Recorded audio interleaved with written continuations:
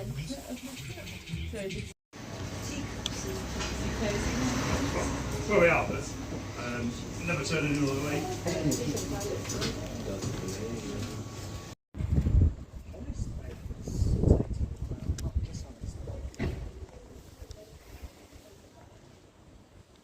It's the original stonework that's just delightful. I like wow. my sweeping staircase to nowhere. Where does it go? Oh my god. But most of all, it's the lights that are really doing It's it just for me. so bright. You go with the colour of the pillows. Yeah, you colour match. Thing in here, aren't they, after Christmas? After Christmas. Nice save.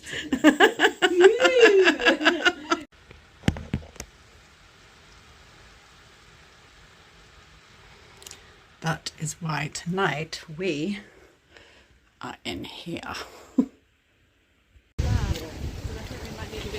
We're back. We're here. Fairfax Bottom. There we are.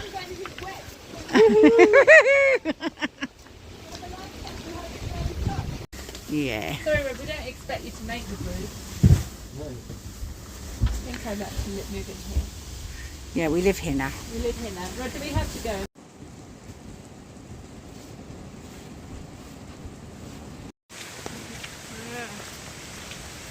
Yay. Last year I had a good year. Did you have a good shot last year? Last year Liverpool was incredible.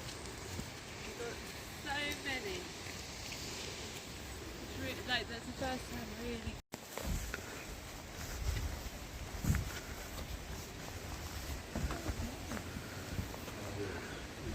Tilts we used for workshops and courses and things. You just use it as a music event. Well, this, when it's got a music event, those two doors are open. The musicians or the DJs are like banging it out from here. Everyone's dancing there.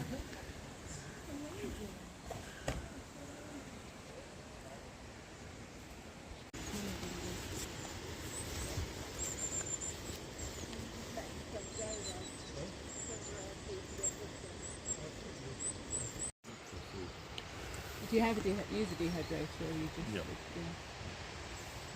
What are they called again?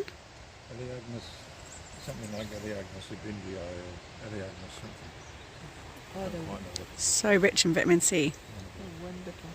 Yeah, hum yum yum yum. They're delicious. What do you reckon, Diz? Could we live here? Little moss house.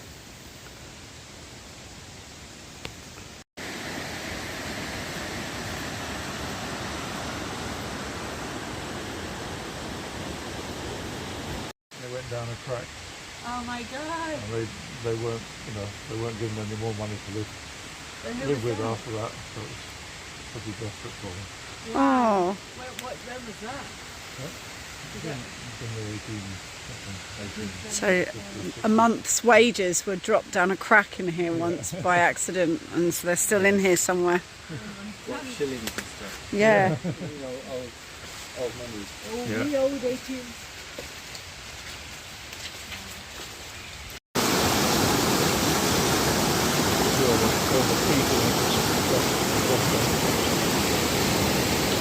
It's quite difficult to put a little water turbine in there.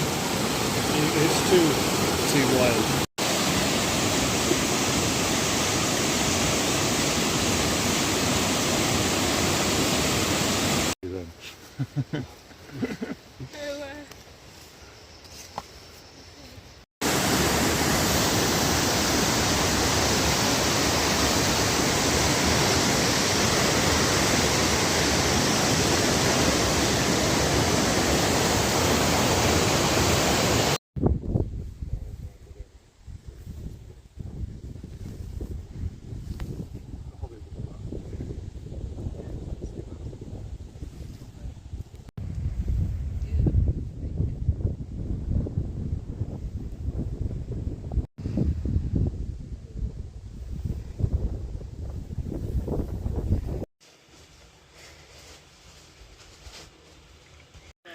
So this is Rod's trolley. I'm going to see how it works. We're all very excited because, gosh, we're all going to get one, aren't we?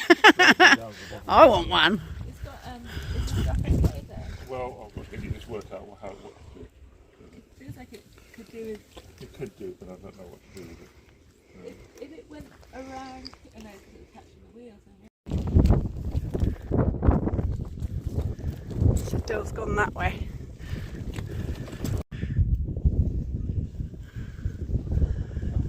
Is it a bus stop or is it? No, It's just a bench. Oh, that's lovely. So these guys made a stone circle for the Millennium, similar to our one in Sark that's with the gateposts with holes in them. I was just saying to Rod that we think that our gateposts with holes in, because they don't look like this, they were smooth, they're big and smooth, and they do look older, although the circle's only done at the Millennium as well. But we think that there's a possibility that ours were anchors that were then turned into gateposts. So they might have been old, I don't know, Neolithic or I don't know what era they're from, but old anchors that were then used as gateposts.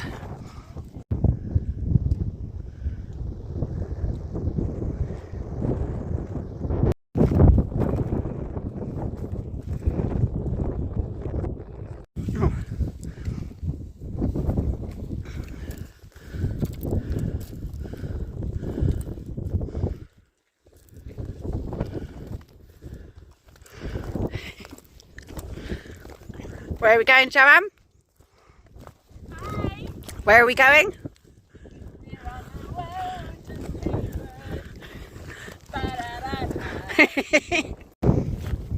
We're on the road to Slaveland. Ba-da-da-da. We're in Bowland, the Forest of Bowland, which it's great because it's sunny. Last time we were here, it was the most ridiculous weather I've ever been in, and we could lean into the wind at a 45-degree angle, and we performed that when we went to COP26. We did a really cool performance of it where we'd lean forward and someone would hold us so we could lean really far forward, and then someone would flap our coats. It was fun. It was an amazing adventure. And now we're here. It was a yellow weather warning the last 2 days, so we've been all snugly hiding in Rod's farm in a lovely cosy caravan with a real fire and just watching the weather outside, just going, yeah, sod that. So yeah, it feels really good to have done that and been safe. We've only lost a day's travel, which we're going to need to make up at some point. We're going to be walking to Pendle Hill tomorrow and performing up there for the autumn equinox, which feels very special. But yeah, Forest of Bowland is epic. Love it here. It's beautiful. We've got Rod and Joanne and Chris further back somewhere along there. And yeah, it was wonderful yesterday going round the site with Rod. He showed us his farm. We didn't realise that he'd lived there since he was 7. And so there's the saying kin and kith, or kith and kin. And kin is your family, kith is your land, and it's the place where, you know, as a kid, the tree that you had a name for that you climbed on, and that clubhouse that you had, and that land that you knew so intimately. And back in the day, and people like Rod live in it and stay in it.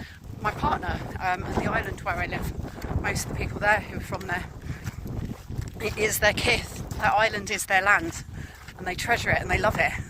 And we all used to have that relationship. You know, that's an indigenous relationship, and that got stripped from us with the Enclosures Act and with people who had made a lot of money out of the slave trade, putting up fences and killing and chopping up and cauterising and tarring the body parts of those who stood up to them, like the levellers, and parading them around on pikes to other villages so that people saw what happened if you stood up against these people who just decided that they now owned the land and they haven't taken care of it.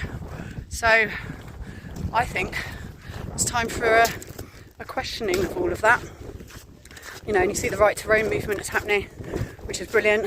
The Book of Trespass that Nick Hayes wrote, who's the guy who's at the forefront of that movement, questions very much land ownership, and I think it's really worth reading that book. It's really interesting, thinking about how our version of reality that we're also convinced is true is all made up by people who benefit from laws and rules that exist to keep in place the decision that they made at some point that they owned the land. And anyone who's not one of those people were the people that got colonised first, you know. And like, I'm not taking away anything from what then when happened elsewhere with colonisation. It's a fucking horror and evil that is still unravelling and, you know, will take forever to heal. But it did begin with people being stripped of their land and their indigenous culture and connection to the land here, and Scotland and Ireland and Wales. So yeah, for us and for me, like, it's very much about us reconnecting with our kith. And, you know, my tree was the Jedi tree. Rod was telling us about his antler tree. And actually this is called the Forest of Antlers. The Forest of Albion means the Forest of Antlers. This used to be the hunting forest.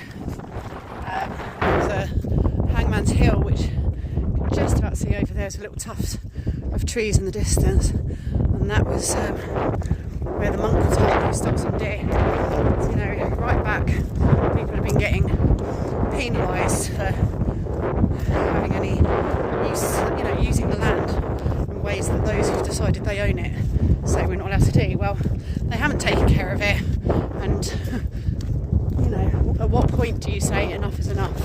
We're all going to hell in a handcart. You can't just march us to our own demise and we just put up with it. Someone at some point, it has to be a no. That's the end of that game. Something new has to begin.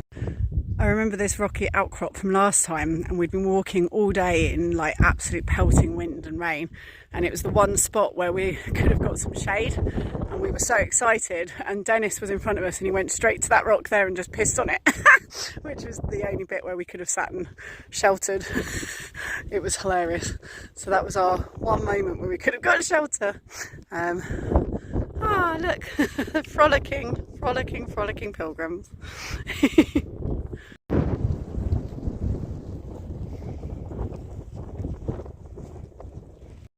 That's where your helium balloons end up.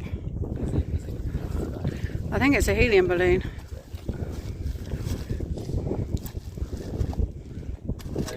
It's Mickey Mouse. There you go. Hi Disney. Hiya.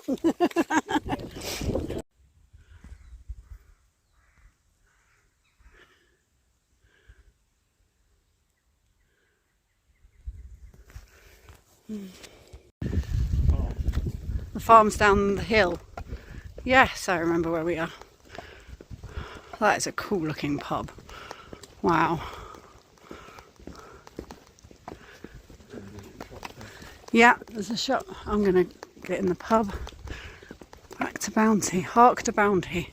Look at that. That's such a cool old school pub. Look at that. Wow.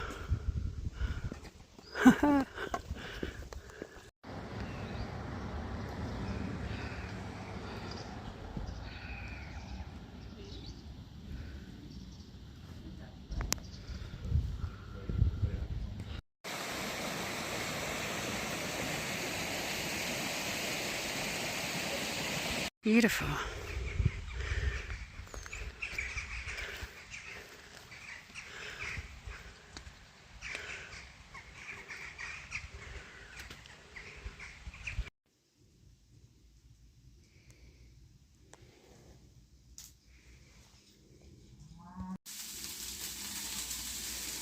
I reckon it'll come if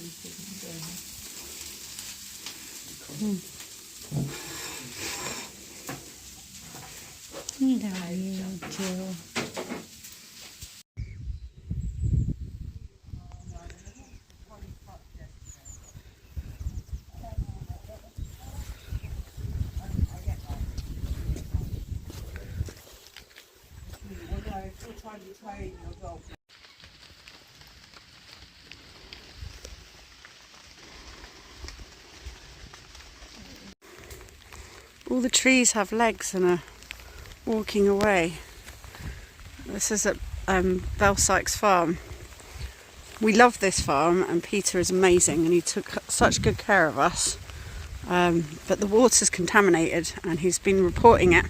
He had a 100-year-old meadow that was seeding other meadows, and it's just such beautiful land, but he's been getting no support, and the water's contaminated from slurry from a possibly, he believes from slurry from a dairy farm that's higher up, and he's getting no support from the environmental agency or anything.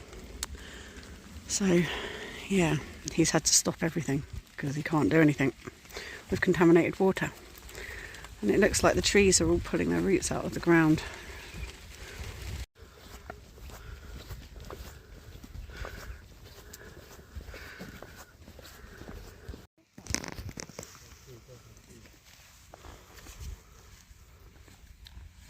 Posh house. Whose posh house is that? Whose posh weekend cottage is that? Safe. It's a bit scary.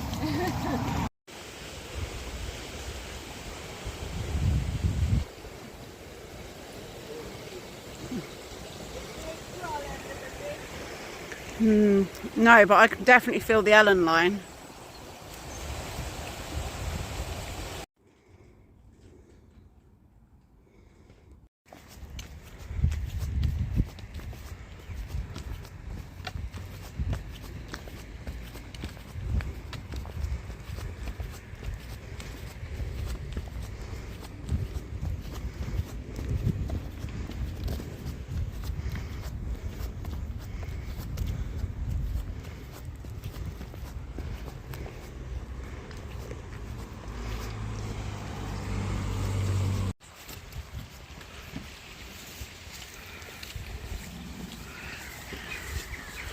We've just walked through my new favourite village, Downham. It's at the foothills of Pendle, and it was stunning, really beautiful village on a slope and all grey Victorian stonework. And this is, I think, the Thorn, because one of the houses was called Backathorn, and it's the Pendle Witch Trial route. And we just crossed over a bridge and we're at a point where it really felt, I could really feel the Elen line really strongly. So we sang Savage Daughter there, did a bit of a clearing, made an offering, and it's been an interesting day. I saw 2 hares. I've got a feeling I'm going to see a third, maybe I won't, but I saw 2 hares today. The first one was while I was listening to Alan Moore's Voice of Fire, which is just amazing. I've been listening to it this journey. It's been my downtime activity, listening to the audiobook of it, and it's epic. I love Alan Moore. But in it he refers to Kendal, and there's a lot of references to this route, which is amazing. But also just folklore and folk history. And I was literally just listening to a bit where he was doing the final chapter, and he was saying history is a fiction, and we either choose to live the fiction that others have written for us, or we write our own version of history and our own fictions, which is what the crux of everything that I believe in, the fooling, create or be created. We need to rewrite reality. We need to rewrite our own realities. We all live in our own realities, and we need to rewrite reality because people are writing it for us, and they're writing one that is shit and destructive. So rewriting realities that are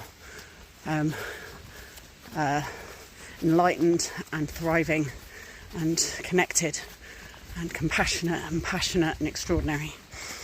And saw a hare run just as I was hearing that and sort of thinking and feeling this.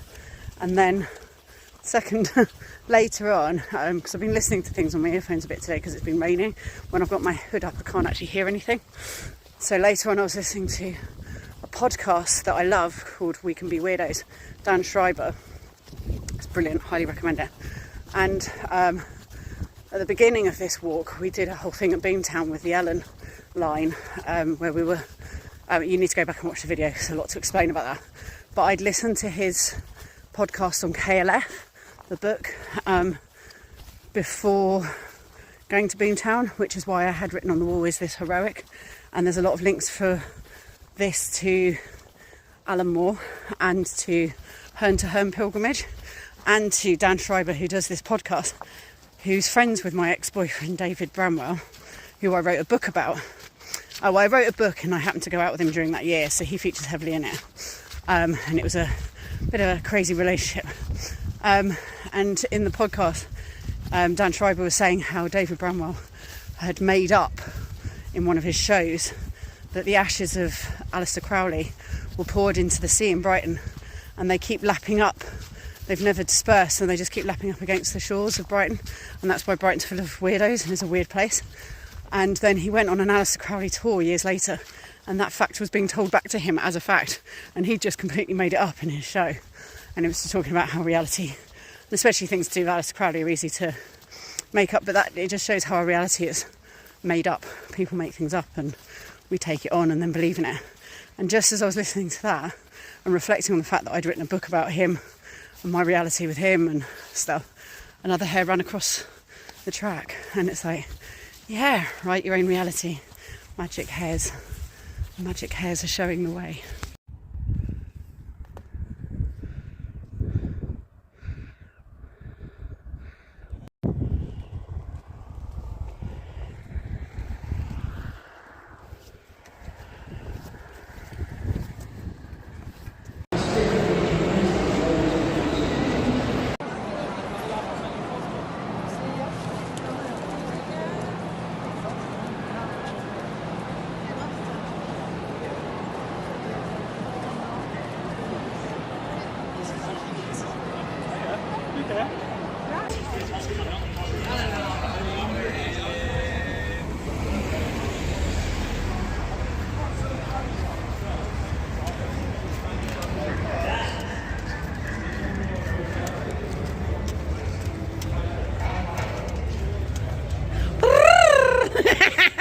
Don't swallow it, Fran.